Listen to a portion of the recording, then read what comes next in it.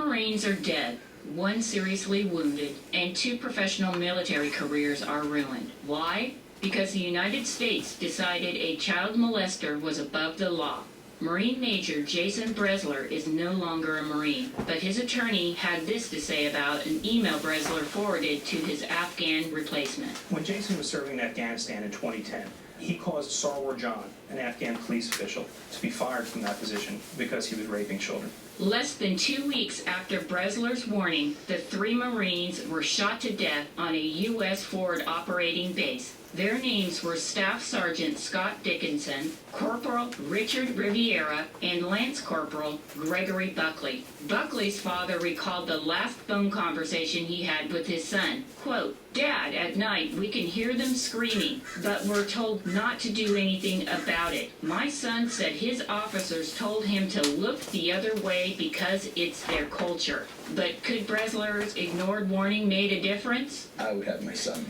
He nodded and walked in with an AK-47 given to him by the chief of police, Salwar Jan, and at about 8:30 at night on August 10th, executed 3 Marines. Buckley's father was saddened by the news that Bresler was being kicked out of the Marines for the email that included a classified report on Sanwar Jan. They should be giving him a medal, not prosecuting him. In a country where the practice of bachabazi or boy play is widespread, why did the U.S. arm some suspected pedophiles? And has the U.S. lost its moral compass when it comes to the wars in the Middle East?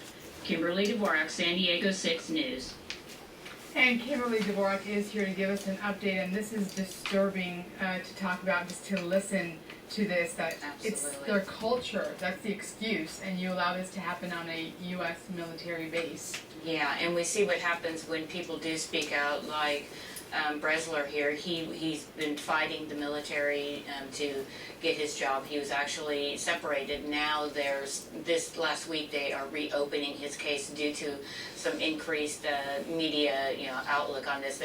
We're trying to get this out to the media that this is what these people are doing, and the fact that it happened on a military base in Afghanistan is really concerning, because as you could hear from the one father, these boys are told just look the other way, it's their culture, but they phone home, they talk to their parents, well, we don't do this in America, we don't abuse boys and whatnot, and that's a real concern. So you've got people coming back from the war, not only from war scars, from seeing all of the violence there, but now at night we're learning that they're listening in some cases to young boys being raped. A few weeks ago we talked sexual servitude, but regarding girls. Now this is boys being targeted, and earlier you were explaining to me that these members of the military in Afghan are being trained by our military members, and they bring these boys on base with them.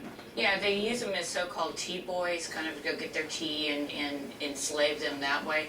But it's being learned that a number of them are being abused at night, again, on those bases where the United States is training them. In this case, Sanwar Jan was a trained police commander, trained by the U.S. forces, allowed to carry a weapon, and allowed to carry a weapon in some places where the U.S. personnel are not allowed to carry weapons.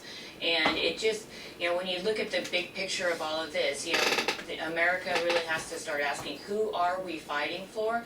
And our men and women who are fighting their day in and day out, they are the good guys. They're trying to do what's right. We just need to make sure that we're holding those above them accountable so this just doesn't happen anymore. It's absolutely disgraceful for our service members to listen to these boys screaming. And there were some casualties here. Yeah, exactly. And as a result of this, there was a little bit of payback by Sanwar Jan, whom, by the way, he has not been found, and the perpetrator of the murders, blue and green, on our U.S. soldiers.